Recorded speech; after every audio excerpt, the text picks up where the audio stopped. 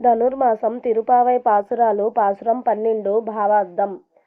తగినటువంటి చిన్న వయసునందుకల గేదెలు తమ యొక్క దూడలు క్షీరమును గ్రోలుటకై రాకుండుటచే కలిగిన తమ పొదుగుల యొక్క బాధచే అరచుచు ఆ దూడలు వ్రచ్చి తాగుచుండినవనే భావముతో తమ యొక్క స్తనముల ద్వారా విరామం లేక ఏకధారగా పాలను కాచుచు నీ ఇంటి నంతటిని బురదమయం చేస్తున్నాయి.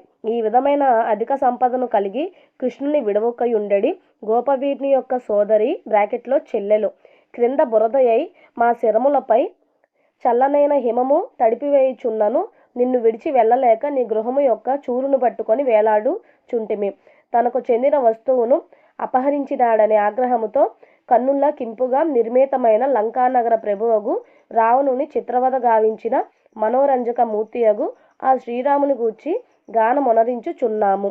అయినప్పటికీ నీవు నోరు విప్పకున్నావే, ఇకనైను లేచి రావమ్మా. అబ్బా, ఇదెక్కడి అతి దీర్ఘమైన నిద్ర.